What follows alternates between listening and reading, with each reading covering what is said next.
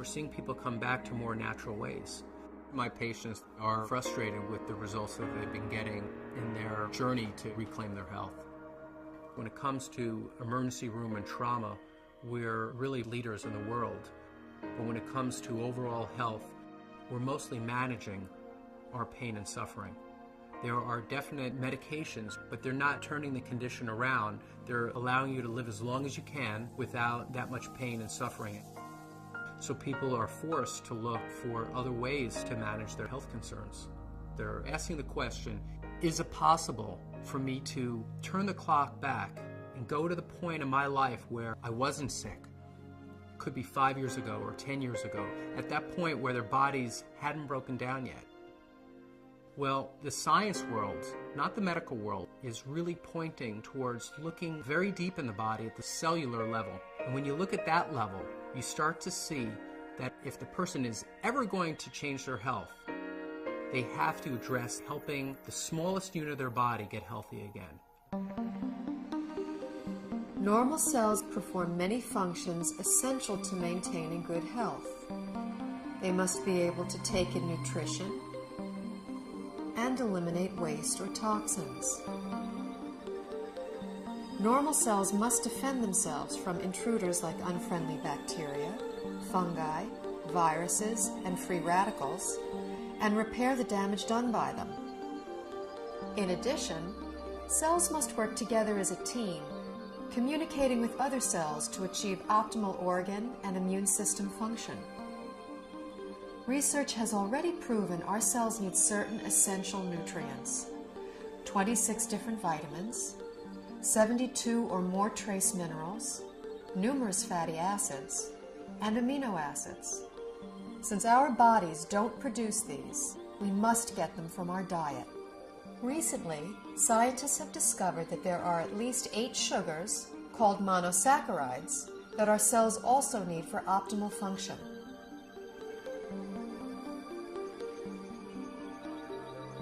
Inside cells, these sugars combine with protein strands and form complex structures called glycoforms.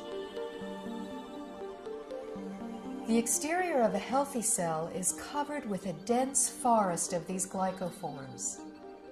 Glycoforms can exchange infinite combinations of information depending on their shape and charge. Glycoforms are present on the surface of all cells and actually prevent viruses, bacteria, and other enemy cells from entering a healthy cell by blocking the entrance to the cell's surface. Glycoforms can hold on to an enemy cell until an immune system cell can arrive to destroy it. Healthy immune system cells can also accurately identify normal cells and not interfere with their function. Cells covered with glycoforms enable clear and accurate cell-to-cell and system-to-system communication, creating an information superhighway within the body. Glycoforms play a vital role in every human physiological process: immune system response, tissue regeneration, cell replication, growth, and structural stability. They are even responsible for the attraction of sperm cells to an egg cell surface to foster fertilization. When a cell does not receive the nutrition it needs, it cannot produce energy, and it really loses its function. Healthy cells don't function optimally without glyconutrients. That's all there is to it. We now know how important these 8 sugars are to human health. The problem is, only 2, glucose and galactose, are readily available in our modern diets. A fraction of these other 6 sugars can be gotten through diet, but modern agricultural methods, food processing, widespread use of toxic pesticides and chemical fertilizers have all but eliminated them from our food supply. It's only really been since a little before World War II that what we now call conventional methods, that's fertilizer and pesticides, even came into being. What was conventional farming for thousands of years, we're calling alternative farming and organic farming, and what we're calling conventional is actually a new experiment. The connection of healthy soil to healthy plants and to healthy people cannot be underestimated. Most farmers don't use organic fertilizer because of the economics. The government farm programs reward the use of conventional fertilizers. And then also many farmers grow for big agribusiness companies. When you're dealing in mega farms, the ideal crop is to pick the entire crop one day, get the pickers out of the field, get the money out, plow it down and put another crop in. That's like the perfect scenario. Crops are selected for uniform maturity and the ability to harvest quicker than they should. And that makes a huge difference in the protein content and the nutrient content.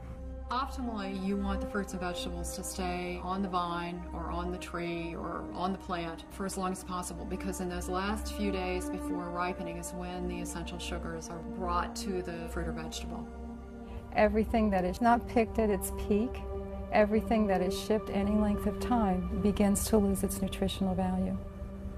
The nutrients actually start to oxidize. And once a vegetable turns a little brown or it's rusting, then it's going to cause free radical damage in your body. In addition, if something comes from a very long distance, it can have bacteria on it that your body is unfamiliar with. Generally speaking, the organic produce is much healthier, has a higher nutrient rate than the commercially grown vegetable. This whole thing of organic versus conventional, there's so few people that eat organic. 95% of the fruits and vegetables that are grown are conventional, which means that only a few people are eating organic foods. What I have my patients do is eat as many fruits and vegetables as you can, wash them, and assume that you're getting about a third of their phytonutrient value. I compared nutritional content of food from 1982 with what statistics are for 1999. I was amazed at the nutrient decline in many fruits and vegetables. Overall, it was an average 25% decline in nutrition across the board. That is staggering. It's shocking. If we are losing 25% of our nutritional content in 20 years, what are we going to have in 20 years from now and 20 years down the road? Pretty soon we're going to be eating water and a little fiber, and that's going to be it. The body, to an extent, can make glyconutrients. That's the job of the liver. However, that is an emergency mechanism, and we're making our own glyconutrients. It's basically a state of starvation. If you don't have enough of the right type of sugars, you have faulty processing. With the faulty processing, things can go wrong. Without vital sugars and a variety of other micronutrients, cells cannot create glycoforms. The result is a breakdown in cellular communication and immune system response. Depleted cells are unable to defend themselves effectively, so cell structures can be damaged and are not effective in healing and regenerating. In this weakened state, cells cannot communicate effectively, compromising the body's ability to identify problems. They are also unable to destroy pathogens such as viruses, bacteria, and fungi, and cannot identify mutated cells so the immune system can eliminate them. For example, when a person suffers from an autoimmune disorder, their compromised immune system may respond inappropriately and treat altered normal cells as intruders and destroy them. It may allow mutated cells to proliferate, or the immune system may not respond at all, leaving the body extremely vulnerable to many types of infectious agents.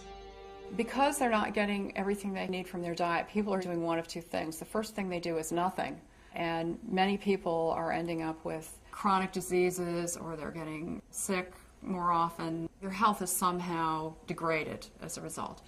And other people are using supplements, including supplements of sugars. We need to eat the right foods to make the right structures to have optimal health. There's a break in the link here because we can't get that food anymore in today's modern diet. Therefore, there's a need to supplement with a type of nutrient called a glyconutrient. When I first learned about these glyconutrients, the concepts made sense to me, but I was very skeptical about using them. It seemed like there were a lot of people making claims that it could help with all different sorts of health conditions. And anytime I see that, I throw my hands up and I say, this can't be true. The big shift for me was seeing how many different countries were researching this. The University of Oxford have their own Glycobiology Institute where they were studying this as early as the late 1980s. Countries all over the world, Japan, Germany, Switzerland, Finland, New Zealand, Australia were looking at these nutrients and their clinical application, as well as in the United States at Johns Hopkins, MIT, University of California, Irvine. Once I realized how crucial these supplements are for human health, I felt compelled to offer them to my patients in my practice. When I started with the patients with the most serious health challenges that I wouldn't be able to help previously, the results that started coming in were amazing. We just started to see people gain their health back. I had a difficult time getting through the day. I had very low energy, and I was not in very good health. I started on a glyconutritional program big time. Now I don't have a pain in my body. I don't have any restrictions on my capabilities. I feel younger than I was at age 69, and I'll be 79 in a matter of days. Since the time I was 17, I was always on medication and nothing was working. I just started to resign myself to being this sick adult. I took these glyconutrients and it's changed my life completely. I'm on a road of recovery where I feel I'm more alive than I've been in over 10 years. It was to the point where I prayed that if my pain doesn't go away, I just want to die. I went ahead and decided to start taking glyconutrients, and I was completely, within 3 weeks, pain-free. I can do it all again. I feel like it's been given back to me, and that's what I'm thankful for. These type of results I've never seen before in my practice and were exciting to say the least. I believe somewhere in the next 10 to 20 years that this will be in the curriculum of all training because it gets results. I, as a physician, am real excited about that. And I think that physicians in general should be fascinated from a scientific standpoint. After seeing so many dramatic results with the people that I've recommended this to, my approach to healthcare has changed fundamentally. I hope to see a paradigm shift in treatment in the future, where you have a truly integrative approach between traditional medical care and nutritional support. And this would ultimately give people not only a longer life, but a better quality of life.